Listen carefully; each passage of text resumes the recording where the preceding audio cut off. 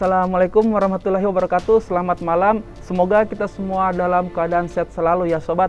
Baik, di video saya kali ini saya akan membahas sedikit mengenai faktor keterlambatan penerbangan atau delay penerbangan yang tentunya pasti membuat teman-teman merasa kesal, merasa emosi atau mungkin marah ketika tahu bahwa penerbangan teman-teman mengalami keterlambatan.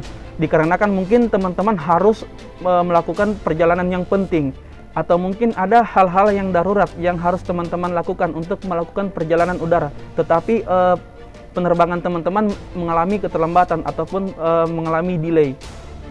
Baiklah teman-teman, inilah dia faktor yang mengalami keterlambatan penerbangan sesuai dengan Peraturan Menteri Nomor 89 Tahun 2015. Yang pertama ialah faktor manajemen maskapai. Faktor manajemen maskapai meliputi keterlambatan kedatangan pesawat udara. Jadi keterlambatan kedatangan pesawat udara itu berpengaruh kepada delay penerbangan. Kemudian ada juga keterlambatan awak pesawat udara. Kemudian ada juga keterlambatan penanganan di darat. Nah, itu tadi faktor manajemen maskapai yang membuat penerbangan teman-teman menjadi delay atau menjadi terlambat. Yang kedua ialah faktor teknis operasional atau faktor yang disebabkan oleh kondisi bandar udara pada saat keberangkatan ataupun kedatangan. Faktor teknis operasional meliputi kejadian yang ada di bandar udara. Misalnya bandar udara untuk keberangkatan dan tujuan tidak dapat digunakan operasional pesawat udara. Kemudian lingkungan menuju bandar udara terganggu fungsinya seperti banjir, retak, ataupun mungkin kebakaran. Kemudian terjadinya antrian pesawat udara yang ingin take off ataupun yang ingin landing. Dan faktor teknis operasional yang terakhir ialah keterlambatan dalam pengisian bahan bakar atau refueling.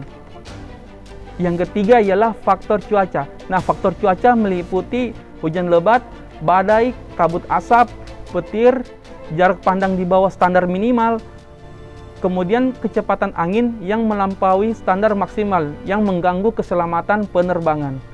Yang terakhir ialah faktor lainnya. Faktor lainnya maksudnya faktor yang disebabkan di luar faktor manajemen maskapai, di luar faktor teknis operasional, dan di luar faktor cuaca alam yang meliputi kerusuhan atau demonstrasi di wilayah bandar udara. Baik teman-teman, itu tadi beberapa faktor yang menyebabkan penerbangan teman-teman mengalami keterlambatan atau delay. Oke teman-teman, sekarang kita bahas kompensasi. Kompensasi yang diberikan kepada penumpang yang mengalami keterlambatan atau yang mengalami penerbangan yang delay. Ada 6 kategori kompensasi yang diberikan kepada penumpang yang mengalami keterlambatan penerbangan sesuai dengan Peraturan Menteri Nomor 89 Tahun 2015. Kategori pertama ialah kompensasinya minuman ringan dengan keterlambatan 30 sampai dengan 60 menit.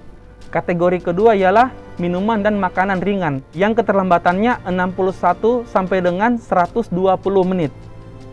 Kemudian kategori yang ketiga, kompensasinya berupa minuman dan makanan berat dengan keterlambatan 121 menit sampai dengan 180 menit.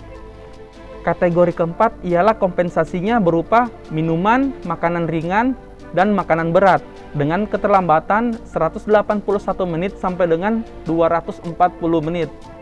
Kemudian kategori 5 kompensasinya berupa uang ganti rugi sebesar Rp300.000 dengan keterlambatan lebih dari 240 menit. Yang terakhir, kategori 6 atau pembatalan penerbangan.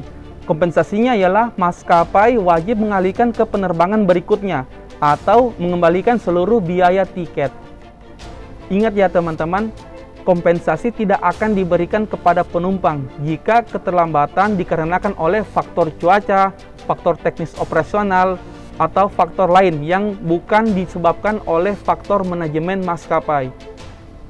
Jadi di luar faktor manajemen maskapai, kompensasi tidak akan diberikan kepada teman-teman sesuai dengan Peraturan Menteri Nomor 89 Tahun 2015. Oke teman-teman, sampai di sini dulu ya video saya mengenai faktor keterlambatan penerbangan atau delay dan kompensasi yang diberikan kepada penumpang ketika terjadinya keterlambatan penerbangan. Semoga kita semua bisa paham mengapa sampai terjadinya keterlambatan penerbangan yang ada di bandar udara. Terima kasih. Assalamualaikum warahmatullahi wabarakatuh.